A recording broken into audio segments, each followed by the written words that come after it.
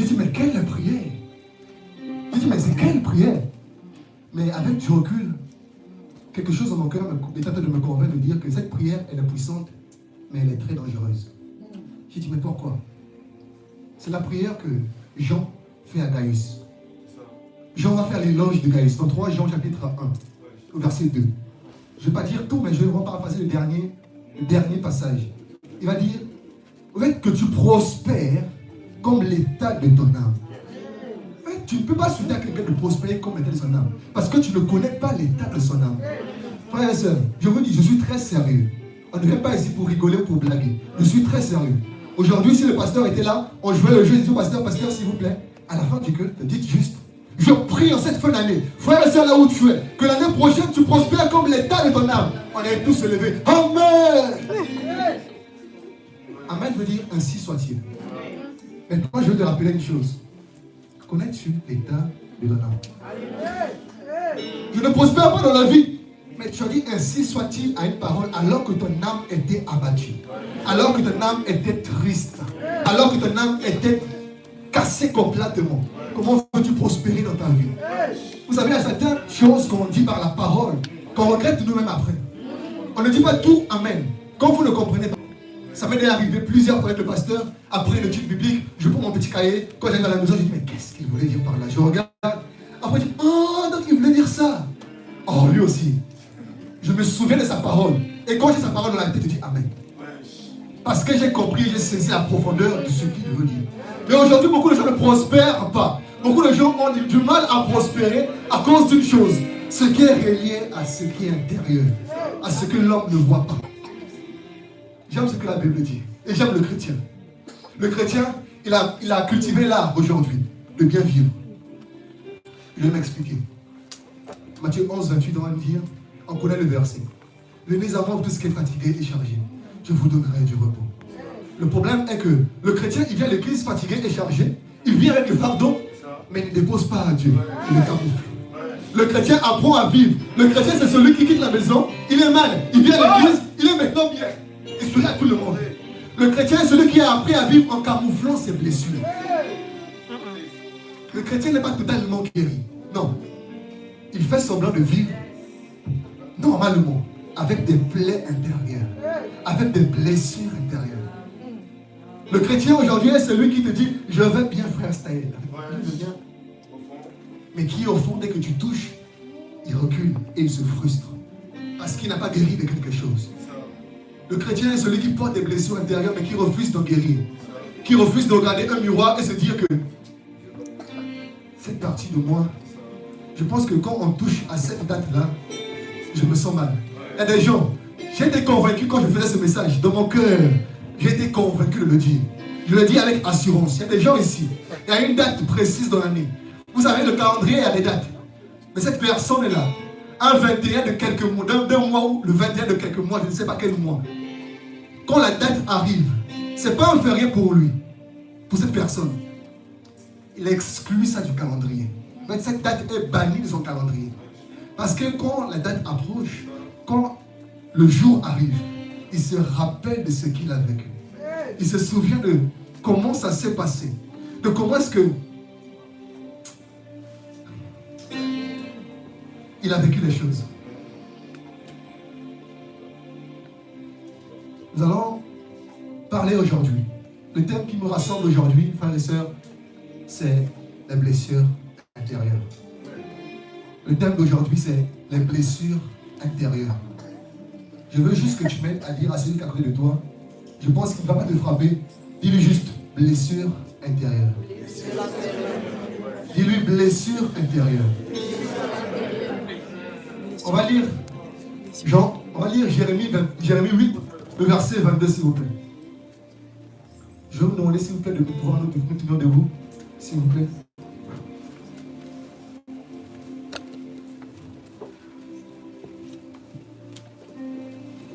La Bible va dire ceci. Jérémie va dire, n'y a-t-il pas en Galade, n'y a-t-il point de bon en Galade?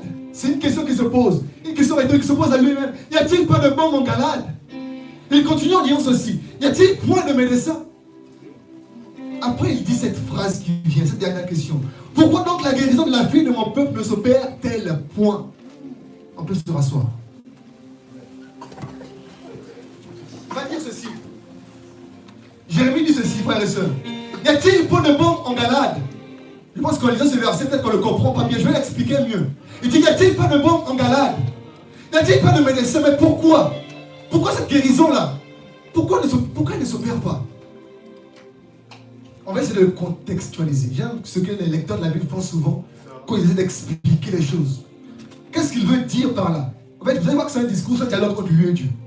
Mais à un moment, il ne va pas parler à Dieu. Cette question-là, il se pose à lui-même. Il se dit, mais si la saison est passée, est-ce qu'on peut mettre le verset précédent, s'il vous plaît? Verset 21.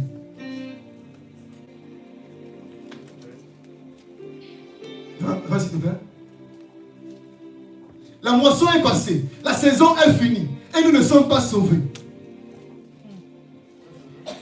La moisson est finie, la saison est passée, mais nous ne sommes pas sauvés. Donc il y avait une saison que tu devais être sauvé. Il y avait une saison que tu devais être guéri. Il y avait une saison prévue pour cette guérison dans ta vie. Alors il se pose cette question rhétorique. En disant, y a-t-il pas de baume en Galade? En fait, le baume, vous savez, le baume, c'est quelque chose qui est utilisé pour adoucir, pour apaiser les douleurs, la plaie. Et en parlant de ça, on fait référence, une figure de style. Il fait, oh j'ai dit style, c'est mon côté congolais qui revient. Une figure de style. Il fait référence ici à la parole. Il dit, n'y a-t-il pas de parole? Quand il parle de médecin, il fait allusion aux personnes qui enseignent la parole. Si on doit reformuler le verset, il dit ceci. N'y a-t-il pas de parole? Ou n'y a-t-il pas d'évangile aujourd'hui? Il pose encore une autre question. N'y a-t-il pas des gens qui prêchent cet évangile? Mais pourquoi la guérison de mon peuple ne s'opère-t-elle pas? Est-ce qu'il n'y a pas un pasteur qui prêche chez Dieu? Est-ce qu'il n'y a pas un pasteur qui prêche sur la guérison? Est-ce qu'il n'y a pas un pasteur qui prêche sur la parole biblique? Mais pourquoi êtes-vous toujours blessés? Pourquoi sommes-nous toujours blessés? Il se pose cette question, lui, il a mal. Quand il pose cette question, ce n'est pas avec joie qu'il le dit. En posant cette question, quand il se pose cette question avec les mots, il se dit, mais je trouve ça illogique de dire aux gens que Dieu, je parle avec Dieu. Attends, est-ce qu'il n'y a pas la parole de Dieu? Si, moi je suis prophète, je les parle souvent. Est-ce qu'il n'y a pas quelqu'un qui parle pour Dieu? Si, vu que je suis prophète, je les parle de ça. Mais pourquoi la guérison ne s'opère pas? Vous savez, durant toute cette période-là, nous allons essayer de répondre à une question. Durant toute la prédication d'aujourd'hui, l'objectif du message est de répondre à une question. C'est la problématique du message. La problématique du message, c'est quels sont les dangers des blessures intérieures? Quels sont les dangers des blessures intérieures? Il faut qu'on en parle, frères et sœurs. Vous savez, l'apôtre Paul va dire ceci. J'aime ce que l'apôtre Paul va faire. Ou ce que l'apôtre Paul va dire. Il va dire l'homme est tripartite. Mais il va faire une classification. Il va dire l'homme est d'abord esprit. Il y a cette partie de lui qui est âme. Et ensuite il y a le corps. Mais les chrétiens aujourd'hui, nous avons bouleversé l'ordre. En fait, nous avons pris l'esprit, nous avons mis le corps et puis l'âme. On va dire aujourd'hui à une personne que j'ai des blessures. Je sens qu'il y a des blessures.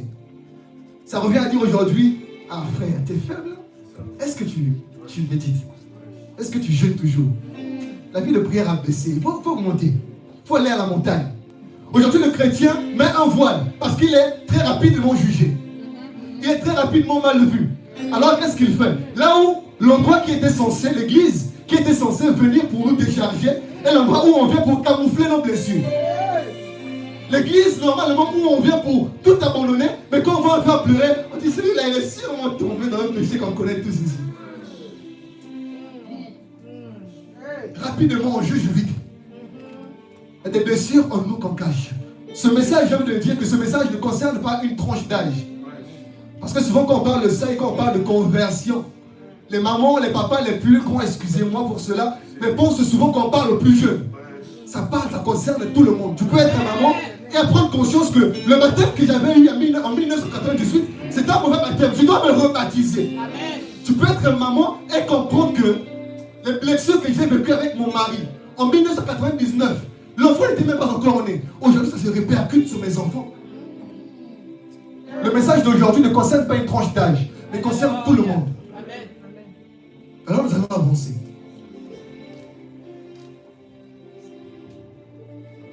Permettez-moi de pouvoir toucher quelques points avant de citer les dangers. Je vais juste les citer, je vais juste les énumérer. On va entrer en profondeur parce que le temps va nous faire défaut vraiment. Avant de parler des dangers, des blessures intérieures, je veux qu'on parle de deux choses. On ne peut pas parler des dangers sans parler de ce qu'est les blessures intérieures. Qu'est-ce qu'une blessure intérieure? On ne peut pas parler de quelque chose sans la définir d'abord. Et ensuite, nous allons voir qu'est-ce qui cause des blessures intérieures. Les causes des blessures intérieures. Mais on parle de blessures intérieures. On dit c'est bien beau, ton discours il est bien. Il est peut-être un peu persuasif, mais qu'est-ce qui cause ça? Les blessures intérieures. Voici comment je les définis. La blessure intérieure peut être définie comme un mode de dysfonctionnement des sources de pensée et des sentiments. Une blessure intérieure peut être définie comme étant un mode de dysfonctionnement. Non, en fait, quand tu es blessé, il y a des choses que normalement c'est comme ça que ça se fait. Quand deux frères se voient, normalement un petit check et un petit câlin. Mais toi, c'est maintenant bizarre. On va voir ça devant. Je veux que vous puissiez comprendre cela. La blessure n'est pas définie ici comme tout sentiment désagréable qu'on a vécu. Non. Ce n'est pas un sentiment désagréable seulement qu'on a vécu. Mais c'est un sentiment permanent. C'est quelque chose que quand je pense, en fait, l'état que j'ai subi, le premier jour que je l'ai vécu, revient instantanément à l'instant T. Quand j'y pense, je peux être frustré. Frère, vous ne m'avez pas vu une fois. Moi, ce n'est pas longtemps les blessures là. Quand je parlais de ça, quand j'ai vraiment parlé de ça, quand je méditais sur ça, ça m'a d'abord parlé moi-même avant de vous parler. Je me suis retrouvé dedans avant, pas loin, l'année passée seulement. J'étais arrivé à un moment où, quand tu me parles de l'école, demandez Serena Samuel, quand tu me parles de l'école, regarde, je peux te dire quelque chose. J'étais blessé, frère. Je ne peux pas accepter que tu viennes, tu me parles de l'école. En fait, ne me parle pas moi de tout, on va rire, l'entrée, il rigole, mais quand tu abordes l'école, de toute façon, je froisse le visage. En fait, je entre au plus. Quand tu touches, ça fait mal. Tu peux avoir l'apparence bien, de la piété. Avoir l'apparence de quelqu'un qui est bien portante, bien portante. Mais quand on touche ce point précis, je ne sais pas c'est quel point dans ta vie, mais quand on touche ce point, tu te sens mal. Je vais t'attribuer ici aussi une chose. Faire une différence, une petite nuance des mots. La blessure n'est pas la frustration. Non. La frustration n'est pas, c'est pas un mot pareil. Les enfants ou encore les jeunes font souvent cette différence. En fait, cette confusion-là entre le mot frustration et blessure.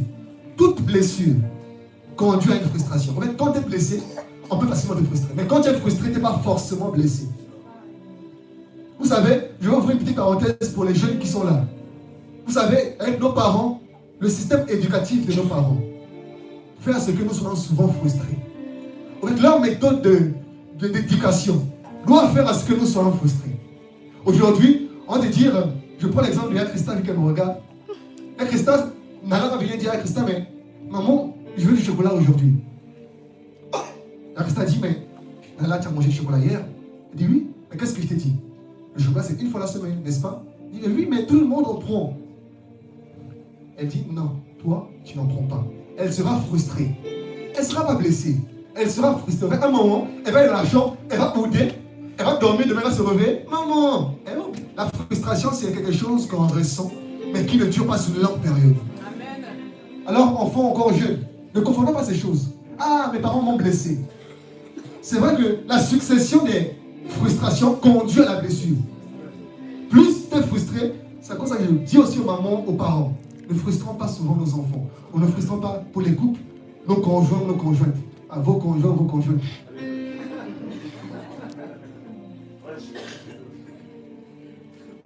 Très rapidement, quelles sont les causes des blessures intérieures?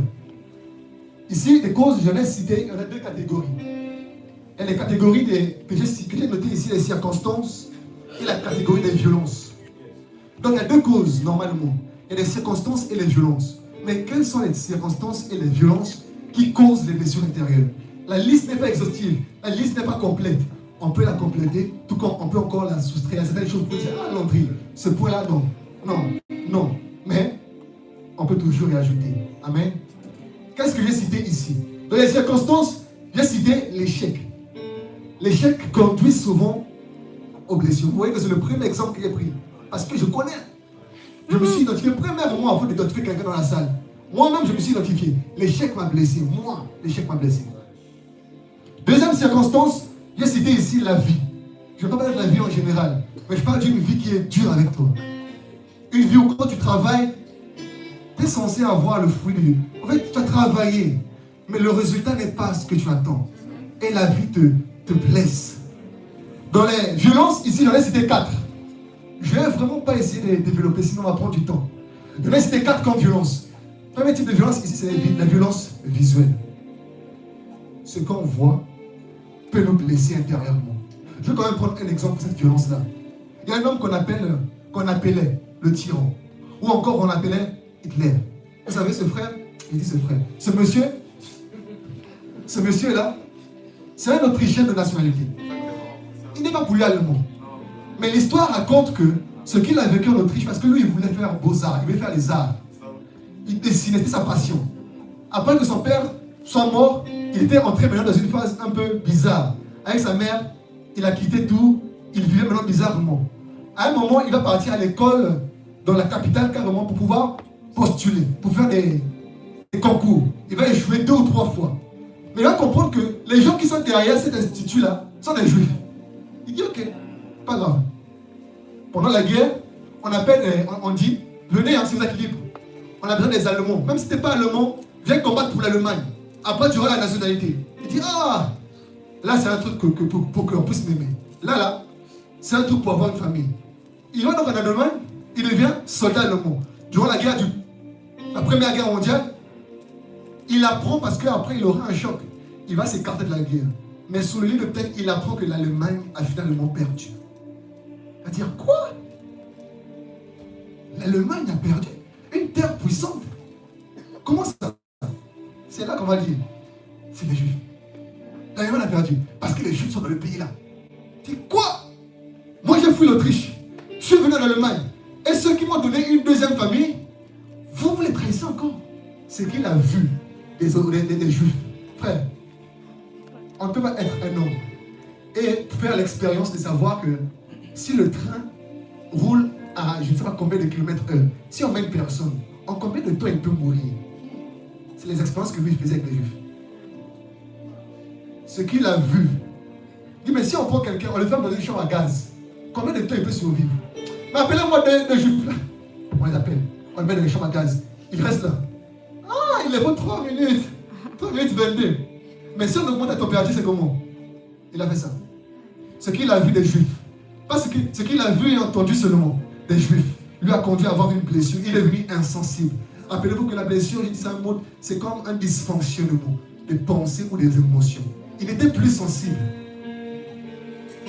Très rapidement, je cite les types de violence, les violences physiques. Quand je cite violence physique, ici, les couples, vous connaissez. Maman, papa, les enfants, les couples, s'il vous plaît. Les êtres humains ne sont pas des tam-tams. Le corps d'une personne, c'est le corps d'une personne. Composé de chair, il peut avoir mal. Je ne vais pas m'attarder dessus. Troisième type de violence, il y a les violences, il dit ici, les violences verbales. Je voulais tellement m'attarder sur ces violences-là que... Regardez, il y a des frères et sœurs ici, dans le monde, pas ici, peut-être loin, mais il y a des frères et sœurs. Dès qu'ils ouvrent la bouche, 1 minute c'est bon. Mais donc, ils se prennent 3 minutes, les gens fouillent. Parce que ce qu'il dit va forcément blesser. En fait, il blesse sans le savoir. Mais il est prompt à parler. En fait, il parle pour lui. Hein. Vous allez écouter le frère, il est doux, il est bon. La sœur, elle est douce, elle est bonne. Mais quand elle parle, à un moment, tu sais seulement que si 5 minutes dépassent, je vais recevoir des balles. Il utilise aujourd'hui le langage de la bouche pour pouvoir vexer l'autre, pour pouvoir blesser autrui. Et cela attriste, cela blesse souvent. Les paroles sont blessantes, frères et sœurs. Peut-être un jour je vais faire ce témoignage. Mais pas aujourd'hui. types de violences que j'ai citées ici, ce sont des violences sexuelles. Les violences sexuelles conduisent à la blessure, aux blessures intérieures. Vous savez, je n'ai pas parlé de blessures de l'âme, j'ai dit blessures intérieures. Parce que blessure intérieure, c'est vague.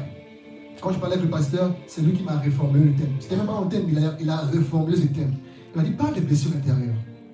Les blessures intérieures, c'est vague. Et j'aime sa diversité. Parce que dans les blessures intérieures, il y a les blessures de l'âme, les blessures de cœur, les blessures émotionnelles. Chacun n'a qu'à se retrouver dans le cas où il est. Mais j'aime dire à une personne que les blessures, encore les violences sexuelles, on le voit souvent, on le vit souvent. Peut-être pas à l'église, peut-être quelqu'un qui nous suit en live. Tu l'as peut-être vécu. En fait, ça se vit aujourd'hui. Il y a une phrase qui disait ceci. Vous savez, beaucoup de gens ne guérissent pas de leur maladie physique parce qu'ils ne sont pas encore guéris de leur maladie intérieure. Il y a beaucoup de gens qui, la guérison physique est rattachée à leur guérison interne. Pour terminer sur ce point, avant de passer vraiment au danger, ce que tu dois savoir sur les blessures. Ce sont des points, ce sont des phrases que j'ai notées comme ça pour t'aider quand même à comprendre certaines choses. Ce que tu dois savoir, ce n'est pas parce que tu reconnais que tu n'es pas blessé, ou ce n'est pas parce que tu ne reconnais pas ta blessure qu'elle ne s'infecte pas. Vous savez, une blessure que tu ne la reconnaisses pas, ce n'est pas son problème. Elle s'infecte. Mais Landry, comment tu peux dire qu'elle s'infecte? Regarde de toi-même. Tu deviens plus irritable. Quand on parle, tu t'irrites facilement. Facilement, tu tombes dans la dépression. Tu es facilement dépressif comme personne. Tu tombes dans certaines choses, normalement tu ne dois pas. Mais tu es blessé. Et tu tombes dans ces choses-là, tu reviens. Tu tombes et tu reviens. Deuxième chose que tu dois savoir. Les gens jugent trop vite les autres quand ils subissent. Mais ils se jugent moins eux-mêmes quand c'est eux qui font subir. Dans les blessures, c'est ça. C'est ça qu'on a remarqué. Les gens, ils sont prompts à juger. Moi, j'ai appelé ça, j'ai noté ça ici. J'ai appelé ça, comment je l'ai surnommé? Voilà, comportement des pharisiens. Et ils sont rapides à juger les autres. En fait, quand c'est eux qui subissent, il m'a fait mal. Ah, il est méchant. Laisse, ce frère, il est méchant. Mais quand c'est lui qui parle mal, ou quand c'est elle qui parle mal, mais j'avais raison de parler comme ça. En fait, je ne voulais pas s'expliquer maintenant.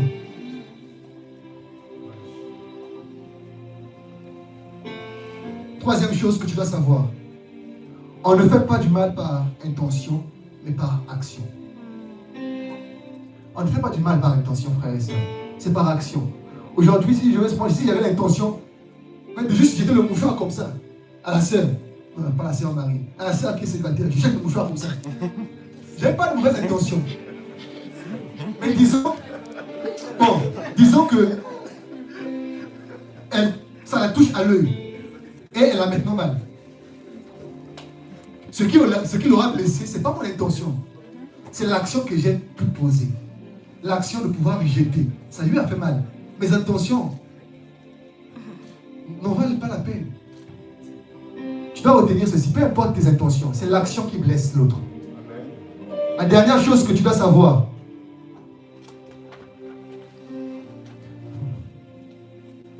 ce n'est pas parce que quelqu'un te demande pardon que la personne comprend que la chose qu'elle fait est mal. Une chose n'est mal pour une personne que lorsque cette personne elle-même prend conscience que cette chose est mal. Peu importe ce que tu vas dire, peu importe ce que vous allez faire, cette personne-là va croire que c'est bien. La Bible nous illustre ça avec Saul de Tarse. Vous savez, il avait un zèle. Paul, il avait un zèle. Lui, il menaçait l'église. Lui, il traitait mal l'église. Mais lui, il faisait bien pour lui. C'est l'intention pour lui, en fait. Il ne voyait rien de mal. Mais c'était mal. Mais il le faisait quand même. Parce qu'il ne se disait pas que c'était mal. Très rapidement, je vais passer par les dangers des blessures. Il ne reste plus assez de temps. Les dangers des blessures. Ici, je veux que vous puissiez comprendre juste simplement, de manière simple, hein, que nous puissions comprendre que les dangers sont comme les conséquences négatives qu'une chose peut avoir. Le danger est défini comme les conséquences négatives qu'une chose peut avoir. Dans notre cas précis, dans ce que nous parlons ici, nous allons dire que le danger est donc les conséquences négatives des blessures intérieures. non, les conséquences négatives que les blessures intérieures peuvent entraîner. Qu'est-ce que les blessures intérieures entraînent? Nous allons le voir. Premier point, une soif excessive de vengeance. Les blessures intérieures conduisent ou entraînent une soif excessive de vengeance. Nous allons lire la parole de Dieu, je vais lire pour vous. Nous sommes dans Genèse, le texte est un peu long, je vais lire très rapidement. Nous sommes dans Genèse, chapitre 34, verset 1 jusqu'à 5. Je vais lire l'histoire. Un jour, Dina, la fille de Jacob et de Léa, va rendre visite aux femmes de Canaan. Sichem, verset 2, Sichem, fils de Hamor, le chef hivite de la région, il la voit. Il l'enlève et il couche avec elle en lui faisant violence. Et Sichem couche avec elle, mais en lui faisant violence. J'aime cette partie parce qu'on mentionne la violence dedans. C'est pas parce qu'elle voulait. Non. C'est le viol. Ce qu'on appelle viol là, c'est ça. Verset 3. Mais il s'attache vraiment à Dina, la fille de Jacob. Il l'aime beaucoup et il essaie de garder son cœur.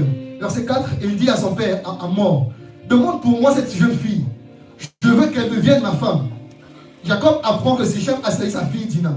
Mais ses fils sont dans les champs avec le troupeau. Alors il ne dit rien jusqu'à leur arrivée. Verset 6. Hamor, le père de Sichem, va chez Jacob pour lui parler. Verset 7. Quand les fils de Jacob reviennent de champ, ils apprennent ce qui s'est passé.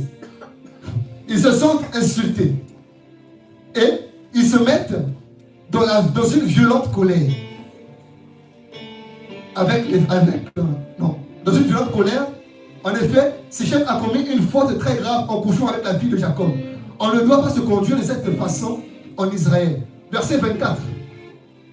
On va sauter un peu, verset 24. Tous ceux qui sont présents à la porte de la ville acceptent les paroles de Hamor et de son fils. Tous les hommes de la ville se font circoncire. 2 jours plus tard, les hommes sont encore souffrants. Les hommes de toute la ville sont souffrants. Parce qu'ils vont faire un deal. Ils vont faire comme un pacte. Il faudrait que vous puissiez vous circoncire. Les hommes, là, circoncirez-vous. Si vous voulez avoir la main de notre fille. Vu que tu as la notoriété, dis aux hommes de ton peuple, de ton village, de tous se circoncire. Après seulement cela, nos filles vont se marier avec vos fils, vos filles avec nos fils.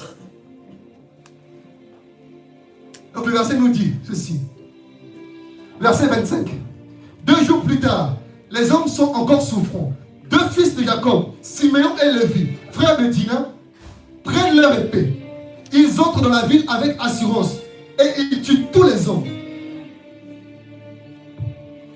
La Bible dit, ils tuent Hamor et son fils Sichem dans la maison de Sichem. Ils reprennent Dina et ils sortent avec Dina. Regardez, ils étaient tellement blessés. Regardez ce qu'ils vont faire.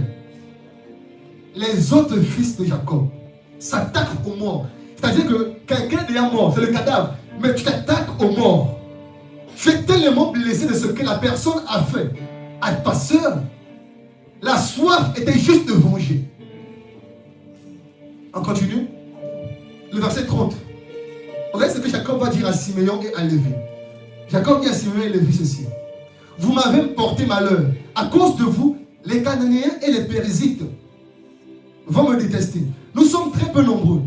Ils vont s'unir contre moi et ils m'attaqueront et je serai détruit avec ma famille.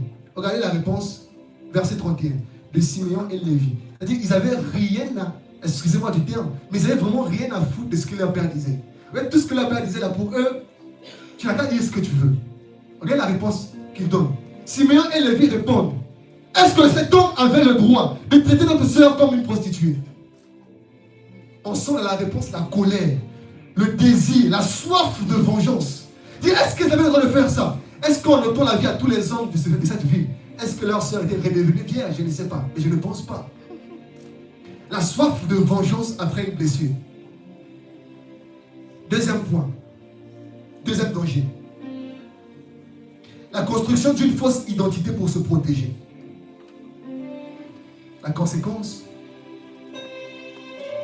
les gens qui sont blessés ont tendance à créer une image d'elle. Ce n'est pas eux normalement, mais ils se font un nom.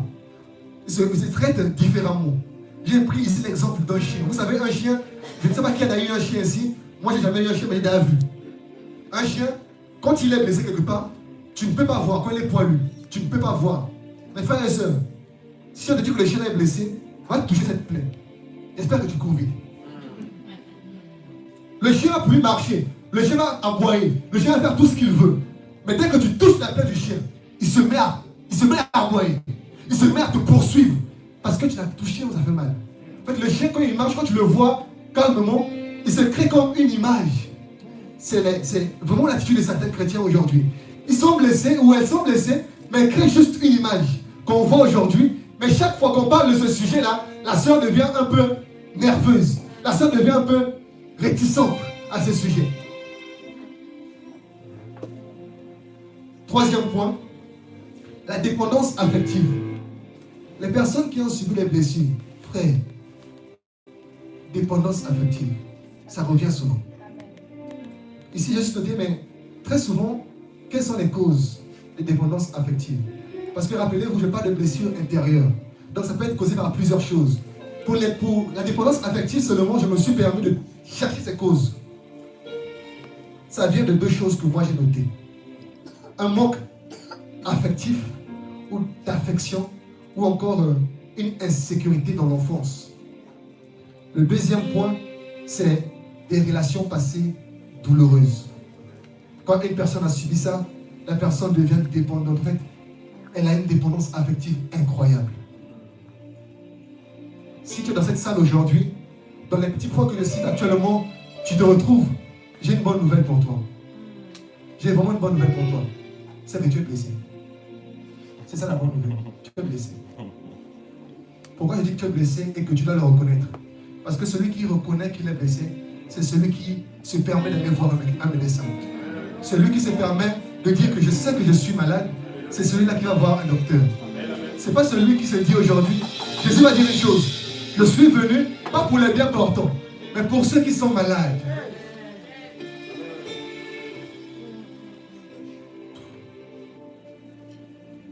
Quatrième point, la perte constante de joie et de paix.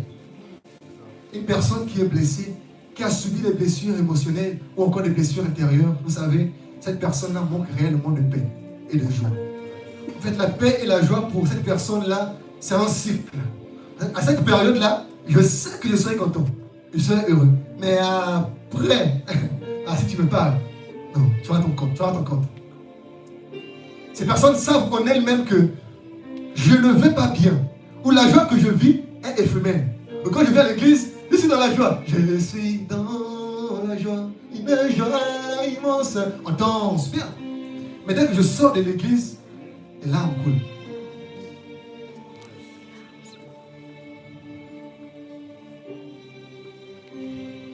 Cinquième chose, à savoir les dangers, la difficulté à recevoir l'amour, même quand il est sincère.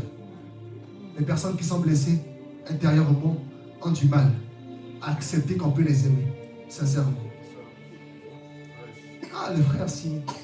Non, c'est bizarre. Non, c'est faux. Ah, il ne peut pas m'aimer. Il veut sûrement. Il veut sûrement. Ah, elle veut sûrement quelque chose. Mais le frère est juste sincère. Et il t'aime d'un amour sincère, d'un amour vrai, d'un amour fraternel surtout. Mais toujours on trouve quelque chose de bizarre. Quelqu'un qui est blessé aura tendance à mettre des points, aura tendance à toujours trouver quelque chose d'ambigu dans les sentiments des autres envers lui ou envers elle.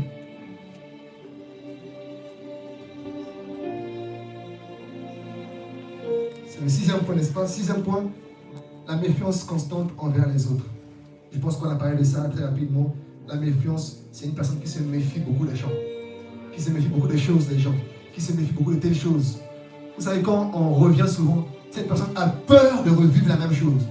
Cette personne se dit, j'ai la peur en moi de pouvoir vivre comme j'ai vécu. J'ai la peur de revivre ce que j'ai déjà vécu. Je ne me permets pas de pouvoir vivre cela, parce que ça m'a déjà fait mal. Je ne peux plus refaire confiance à une personne. Il a brisé mon cœur. La phrase là, tous les hommes sont pareils. C'est la phrase des vrais blessés de guerre. Tous les hommes sont pareils. Ah non, laisse-moi les histoires d'amour là. Tous les hommes sont pareils. Tous les hommes sont pas pareils. En tout cas, moi je suis pas comme tous les hommes.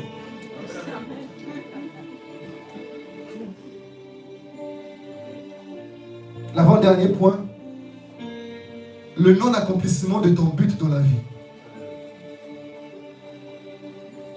Landry, qu'est-ce que tu dis?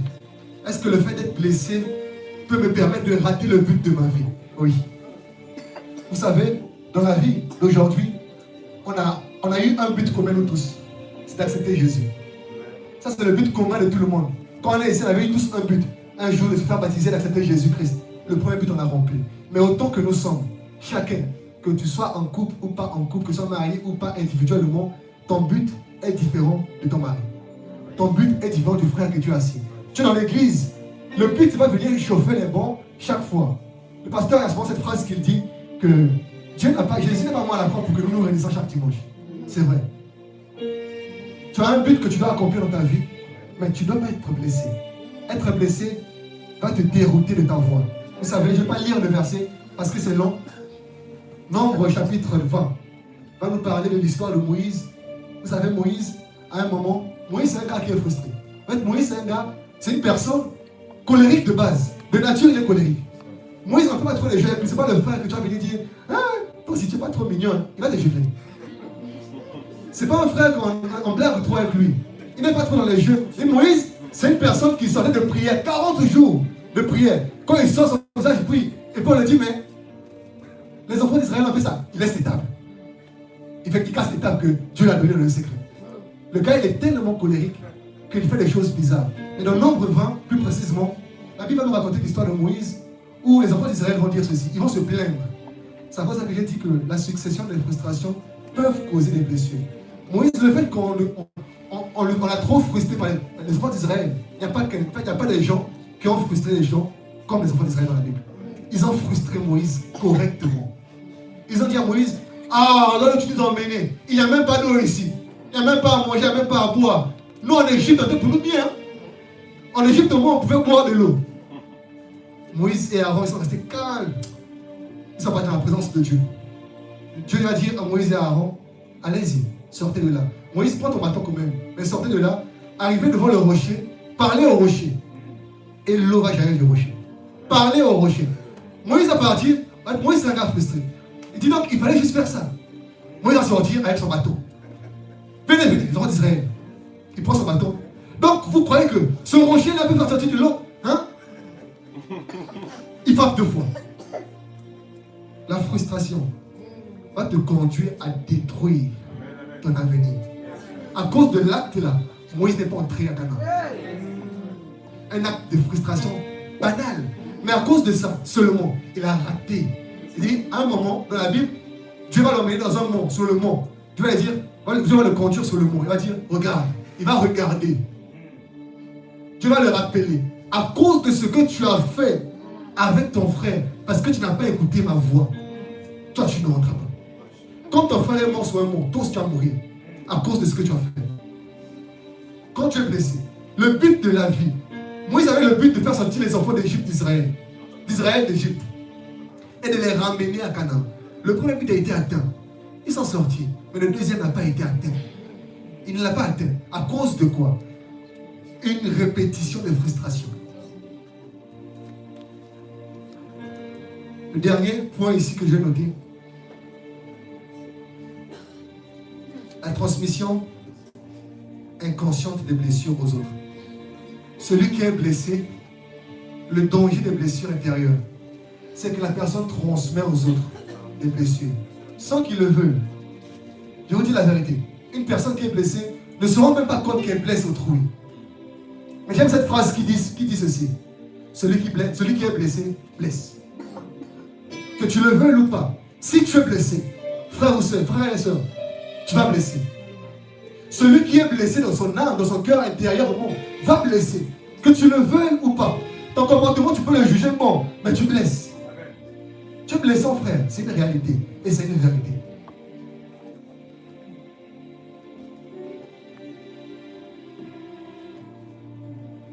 Vous savez, le but de la prédication d'aujourd'hui, en ce mois de décembre où on parle de projection vers un nouveau mois, une nouvelle année, où on parle de bilan annuel, parce que le mois de décembre c'est un mois où chacun commence à faire le bilan.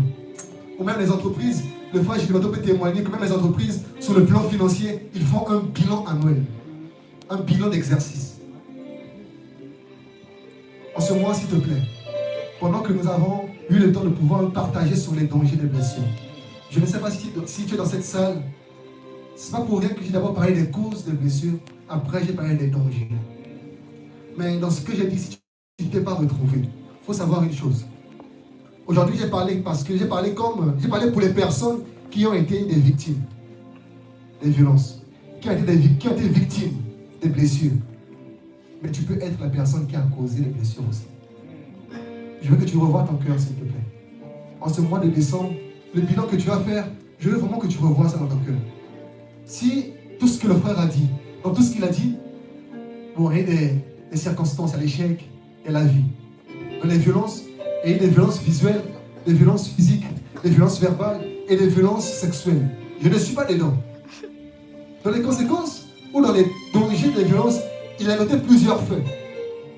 Mais je ne me suis pas retrouvé dedans. Mais attends, est-ce que je n'ai pas causé, moi, par ma façon de dire ou par ma façon de faire, est-ce que je n'ai pas causé des blessures à quelqu'un? C'est facile de dire, comme j'ai dit au début, les gens jugent trop vite quand c'est eux qui sont blessés. Mais quand c'est eux qui blessent, il y a une certaine réticence. Aujourd'hui, ce n'est pas quelque chose, vous savez, la blessure intérieure, je l'aime parce que ce n'est pas quelque chose que quelqu'un peut voir de visage. Quand on voit tout le monde aujourd'hui, on dit, mais vous êtes toutes belles, vous êtes tous beaux aujourd'hui. Mais la blessure intérieure, c'est quelque chose que toi-même tu restes, tu dis, je suis beau, mais j'ai mal. Je suis belle, mais il y a ce truc-là que je n'arrive pas. Il y a cette situation que j'ai vécue il y a longtemps. Quand j'y pense souvent, ça me fait mal. Je n'arrive pas à passer. Je n'arrive pas à passer à autre chose. C'est une blessure qui te freine aujourd'hui. Mais je ne veux pas que tu puisses entrer en janvier comme ça. Crier bonne année, c'est bien. Mais avoir des résolutions fermes, c'est encore mieux.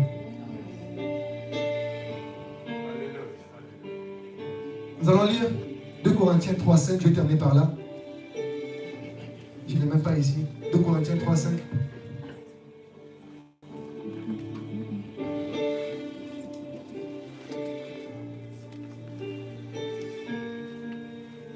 Ce n'est pas à dire que nous soyons nous-mêmes capables de concevoir quelque chose comme venant de nous-mêmes, mais au contraire, la version Semeur.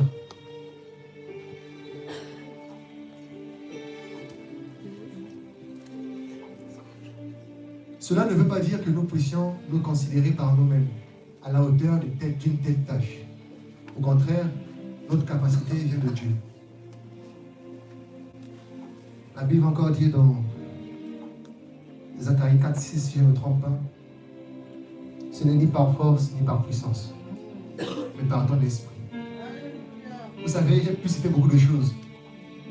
J'ai pu dire beaucoup de choses durant cette exhortation. Mais je veux vraiment que tu puisses comprendre cette chose-là. Ton esprit peut être fort, tu peux prétendre être fort spirituellement. Tu peux être en bonne santé physiquement. Mais est-ce que tu prends conscience que la santé intérieure, la santé de ton âme comme aussi, tu es sur un point. Tu es bon. Quand on voit, est-ce que ton esprit il est bon? Il parle en langue. Ah, c'est-à-dire quand tu parles en langue, il parle bien en langue.